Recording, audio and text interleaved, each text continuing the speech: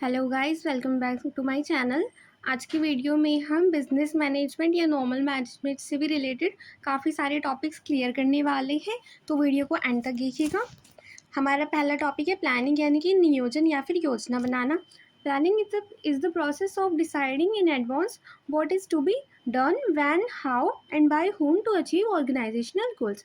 यानी कि योजना या नियोजन वह प्रक्रिया है जिसमें पहले से यह तय किया जाता है कि संगठनात्मक लक्ष्यों की प्राप्ति के लिए कब, क्या, कैसे और किसके द्वारा किया जाएगा। यानी कि आप अभी सबसे पहले प्लान करके ये डिसाइड करेंगे कि क्या होगा, कैसे होगा, कौन उसको करेगा और कब करेगा।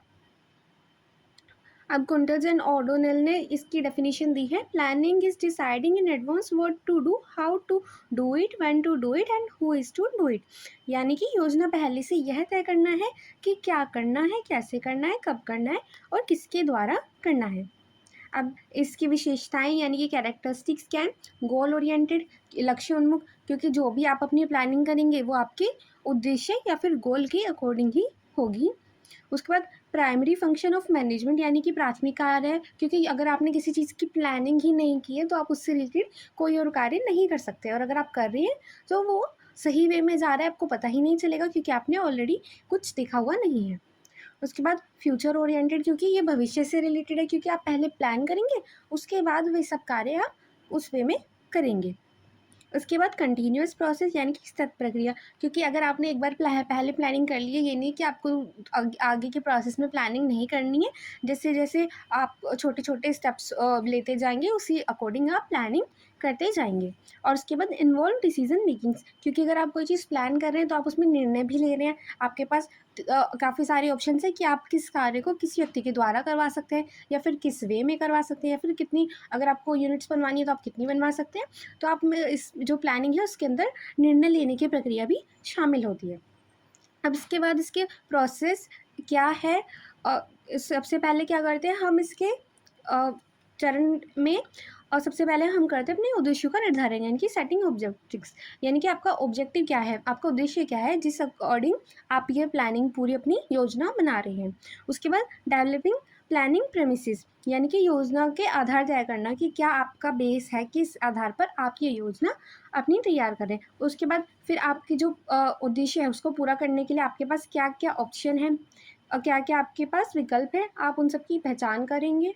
और उसके बाद आप सभी विकल्पों का, यानी कि जो अभी आपके विकल्प हैं उनका एनालाइज करेंगे कि अगर आप बाई चांस आपको यूनिट्स ही बनानी है तो पहले आप देखेंगे कि आपको कितनी यूनिट बनानी है, उसका बेस क्या है।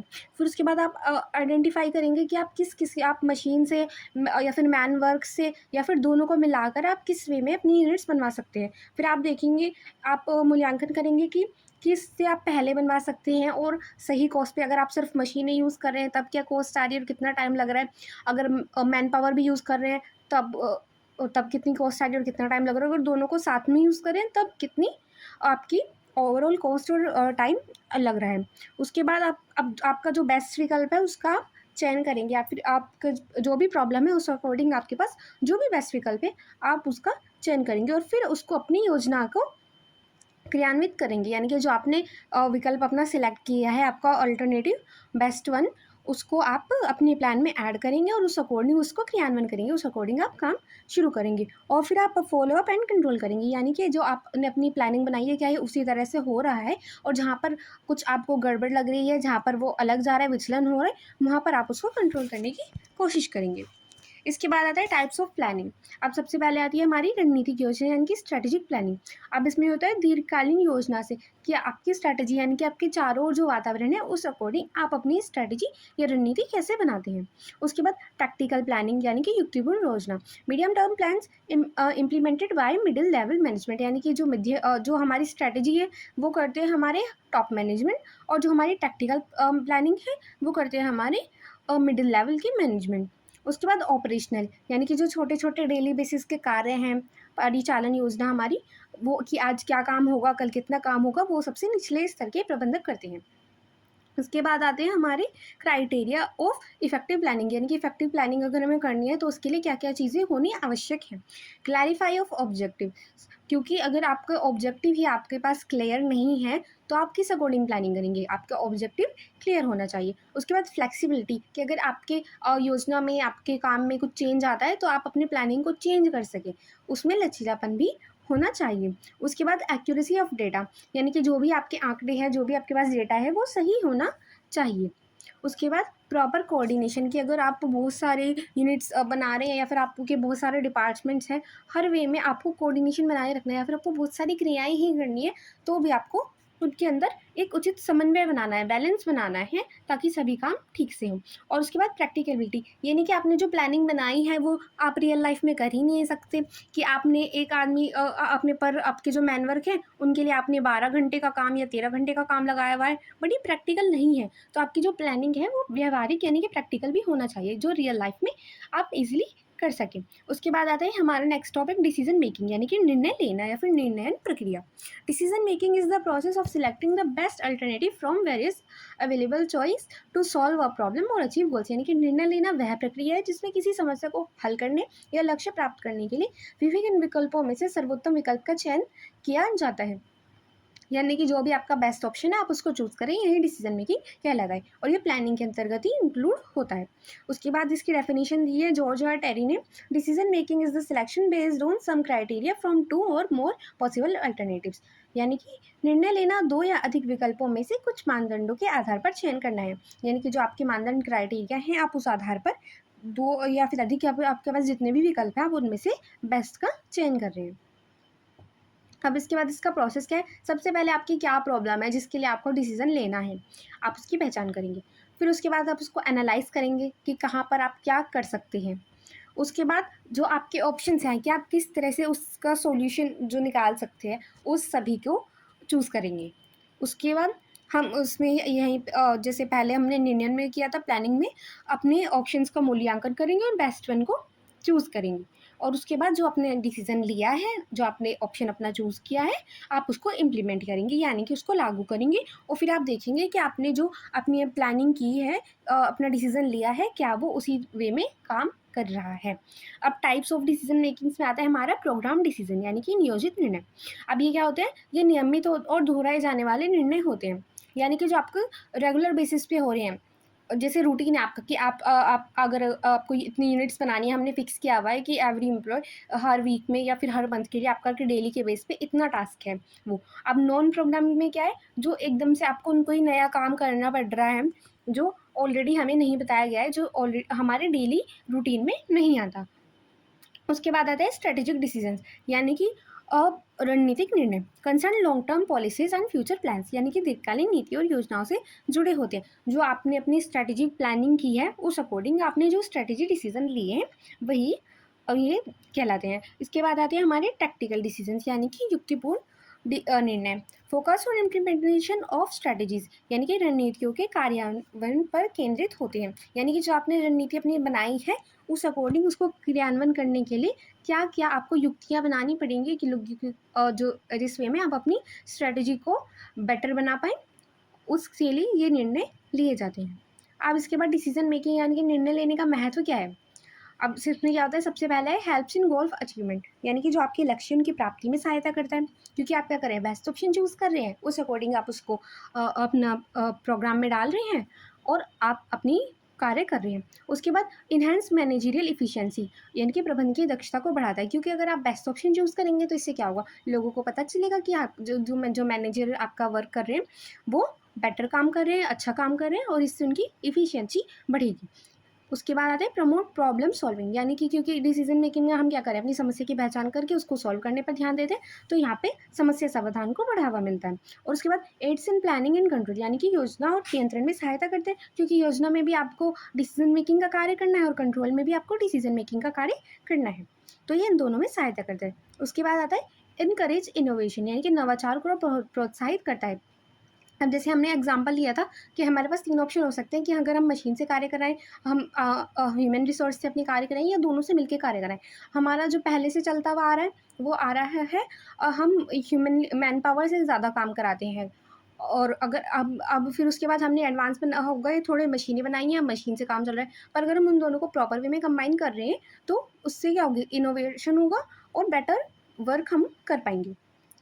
अब इसके बाद आता है मैनेजमेंट बाय ऑब्जेक्टिव्स, MBO, यानी कि लक्ष्य के माध्यम से प्रबंधन या फिर उद्देश्यों के माध्यम से प्रबंधन।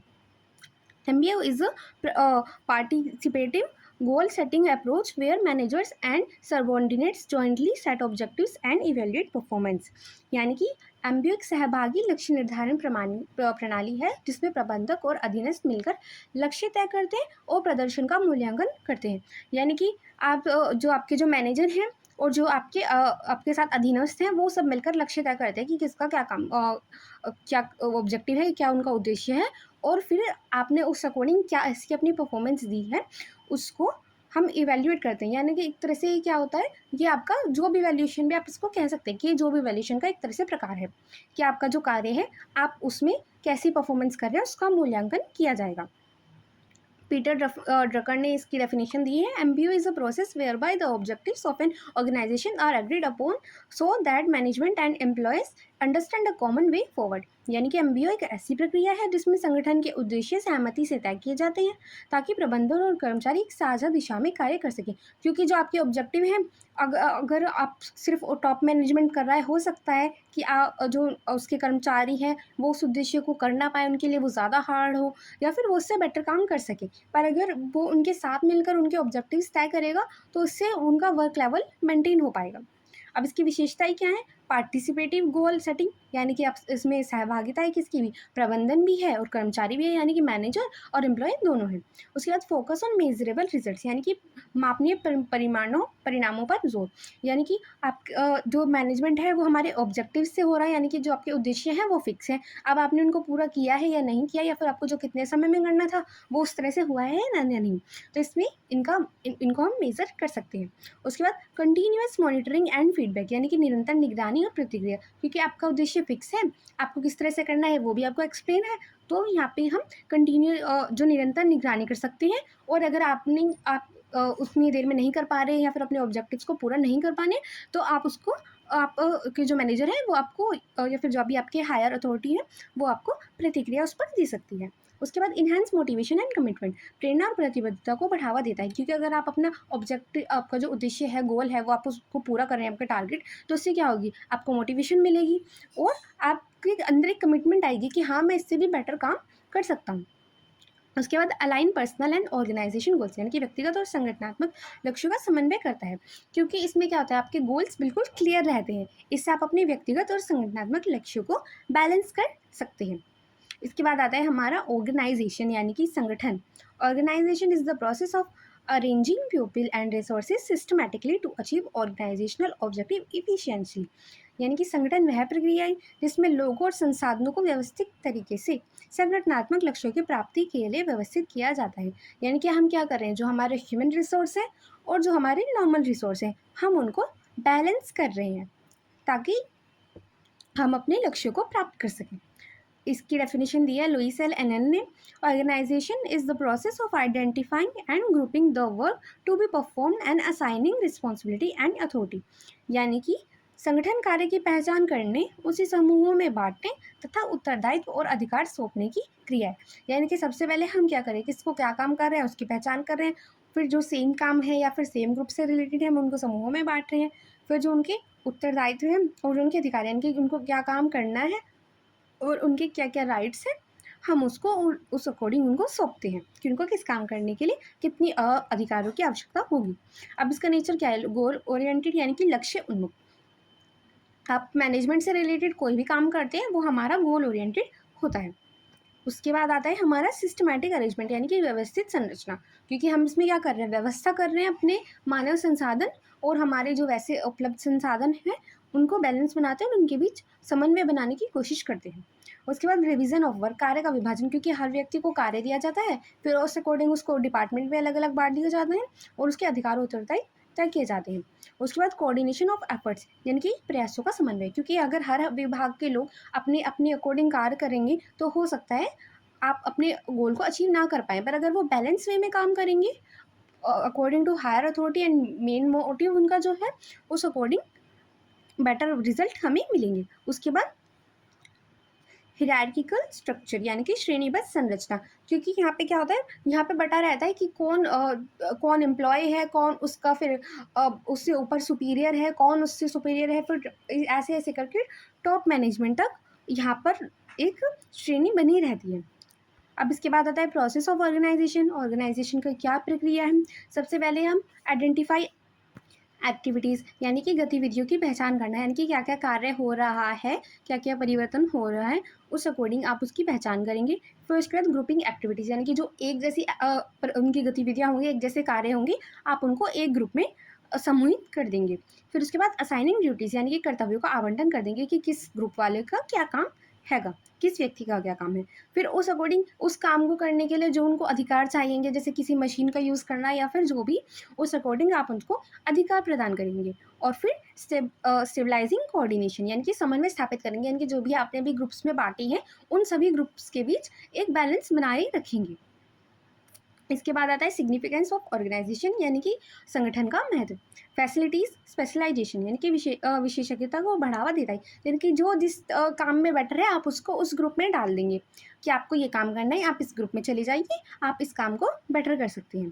तो इससे क्या हो रहा है, उसकी विशेषता को बढ़ावा मिल रहा है। उसके बाद प्रमोट इफिशियंसी यानी कि कार्यकुशलता को बढ़ावा मिलता है, क्योंकि आप देख सकते हैं कि इस ग्रुप के लोग कैसा काम कर रहे हैं। उसके बाद इन्हेंस कम्युनिकेशन यानी कि संचार को बेहतर बनाता है, क्योंकि हर ग्रुप के लोगों को कम्युनिकेट करने के लिए, उनके अंतर्गत समन्वय बनाने के लिए आपको अच्छा कम्युनिकेशन सिस्टम चाहिएगा। उसके बाद रिड्यूसिस डुप्लीकेशन, कार्य की पुनरावृत्ति को रोकता है, क्योंकि आपने हर ग्रुप को अलग अलग काम दिए हुए हैं और उनका काम उन्हें फिक्स है, तो ऐसा नहीं होगा कि दो ग्रुप सेम काम कर रहे हैं और वो कार्य रिपीट हो रहा है। ऐसे होने के चांसेस कम हो जाते हैं, क्योंकि सभी का काम बराबर बांटा हुआ होता है।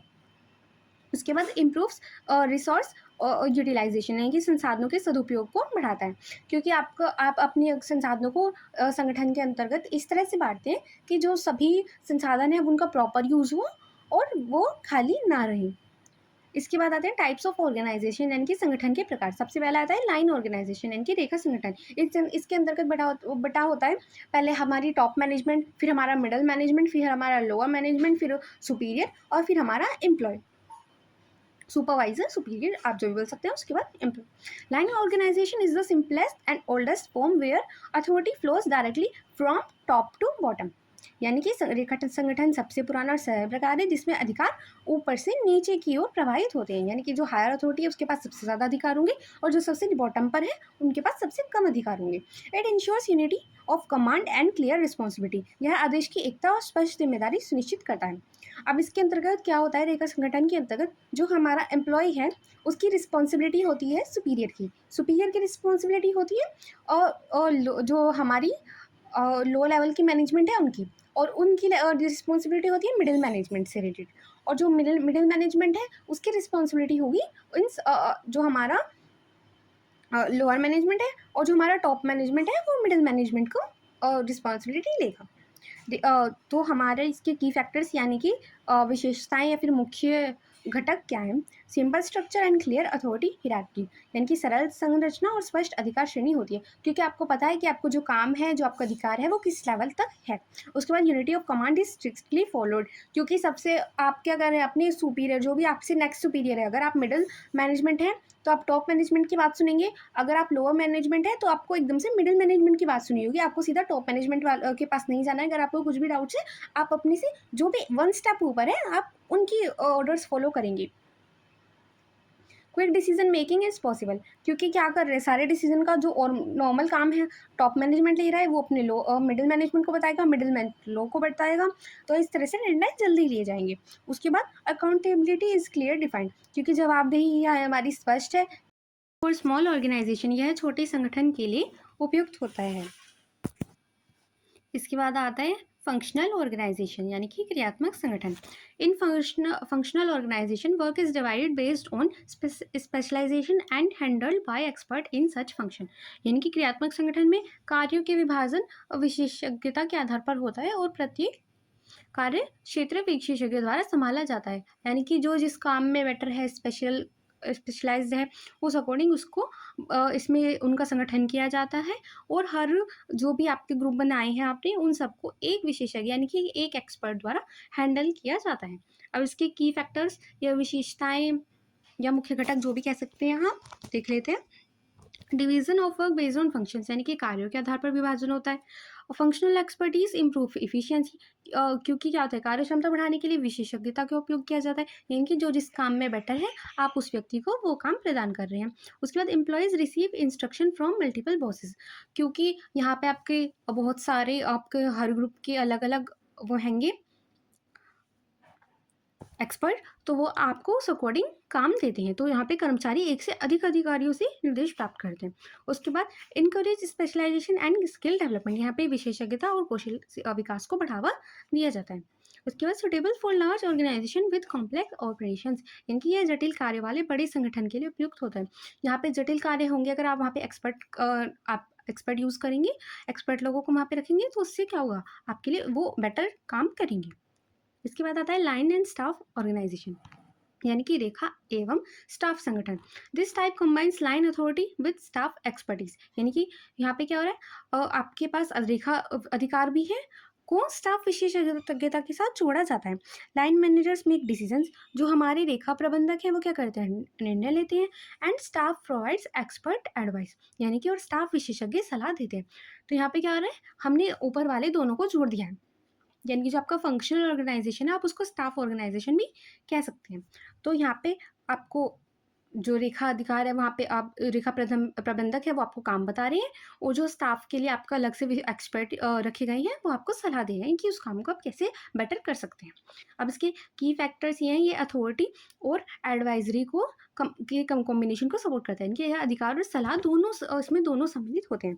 यहाँ पे आपको अधिकार भी बताए जा रहे हैं आपके क्या आपका उत्तरदायित्व है, और आपको साथ में सलाह भी दी जा रही है। उसके बाद स्टाफ प्रोवाइड्स स्पेशलाइज्ड नॉलेज, यानी कि जो आपका स्टाफ है वो आपको विशेषज्ञ ज्ञान प्रदान करता है, यानी कि जो आपके लिए एक्सपर्ट्स रखे गए हैं। एंड जो better decision making through expert inputs, यानी कि विशेषज्ञों की राय से निर्णय लेना बेहतर हो जाता है, आपको पता चल जाएगा कि आप किस तरह से बेटर काम अपना कर सकते हैं। उसके बाद कॉन्फ्लिक्ट्स में arise between line and staff, क्योंकि रेखा है आपके पास, रेखा संगठन के अधिकारी भी हैं और आपके पास स्टाफ भी है, आपके इनके पास एक्सपर्ट्स भी हैं, तो उनके बीच टकराव होने की संभावना हो सकती है। वो कहेंगे आप ये काम कर लीजिए और वो कहेंगे आप इस तरीके से बेटर कर सकते हैं, तो उनके बीच टकराव होने की संभावना बन जाती है।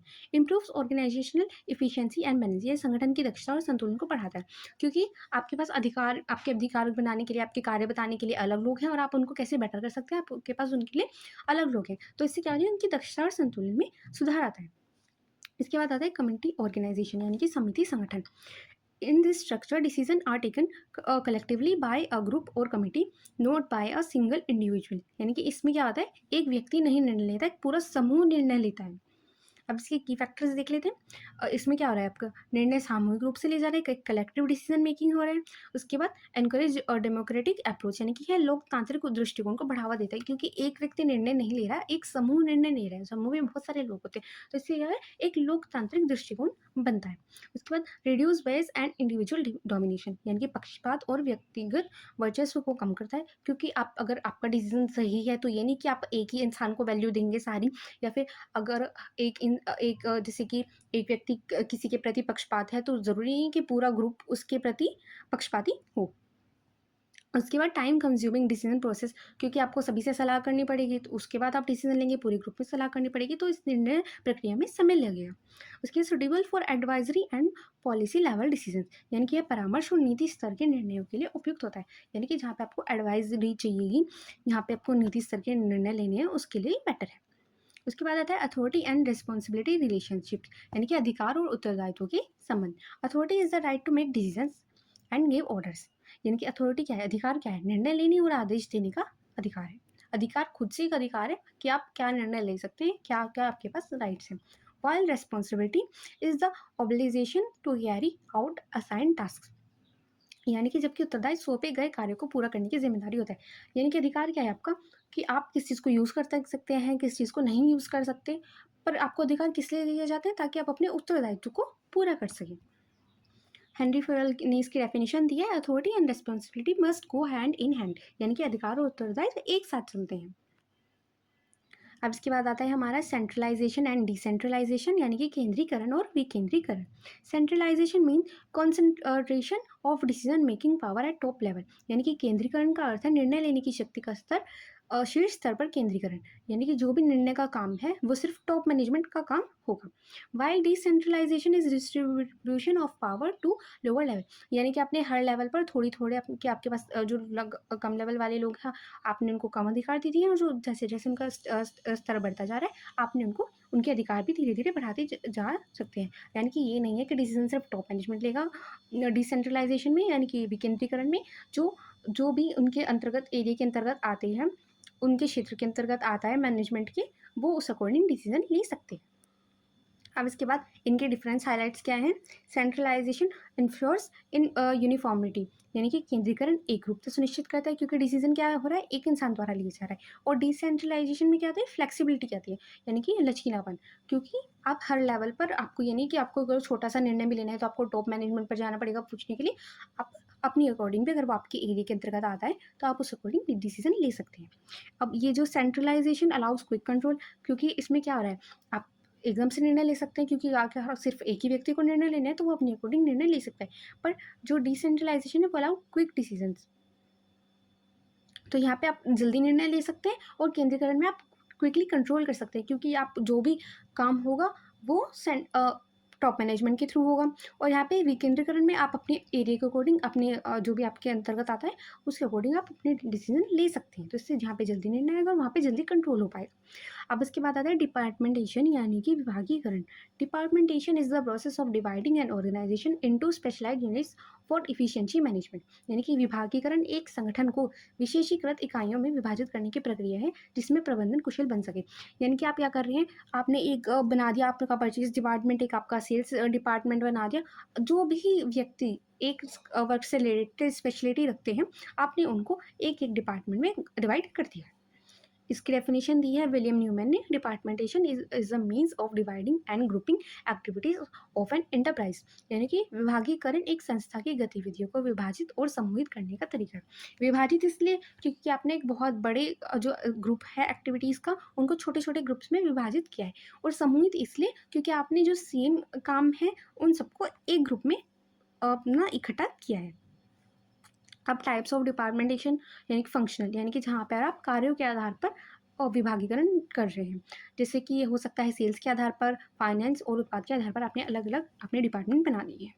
उसके बाद आता है प्रोडक्ट वाइज, यानी कि उत्पाद आधारित, यानी कि कहाँ पर क्या चीज़ बन रही है आपने उस अकॉर्डिंग वहाँ पर अपना डिपार्टमेंट बना दिया है। यानी कि कच्चे सामान को आप कहाँ पे स्टोर कर रहे हैं, फिर वो उसके बाद कहाँ पे पेंसिल बन रही है, कहाँ पे रबड़ बन रही है, उस अकॉर्डिंग आपने अलग अलग डिपार्टमेंट बना दिया है प्रोडक्ट के अकॉर्डिंग। उसके बाद आता है कस्टमर वाइज, यानी कि जो बच्चों के लिए आपने अलग से डिपार्टमेंट बना दिया है, फिर उसके बाद जो यंगस्टर हैं आपने उनके लिए अलग से बना दिया है, और जो अडल्ट्स हैं आपने उनके लिए अलग से अलग अलग कैटेगरी बना दी है डिपार्टमेंट्स की, कि किड स्टोर ये है, यहाँ पे वुमेन सेक्शन है, यहाँ पे मेंस सेक्शन है, उस अकॉर्डिंग कस्टमर वाइज आपने डिफ्रेंशिएट किया है। उसके बाद आता है जियोग्राफिकल, यानी कि भौगोलिक, यानी कि अगर आपने जैसे कि आपने एरिया के अकॉर्डिंग बना दिया, यानी कि स्थान और क्षेत्र के अकॉर्डिंग, कि अब आप मान लीजिए कि अगर जहाँ पे आपका प्रोडक्शन हो रहा है वहाँ पे आपने एक डिपार्टमेंट बना दिया, उससे कुछ दूर आप वहाँ पे सेल्स करना चाहते हैं तो आपने वहाँ पे अलग से डिपार्टमेंट बना दिया, तो उस अकॉर्डिंग आपने क्षेत्र के अकॉर्डिंग डिपार्टमेंट्स बना दिए हैं।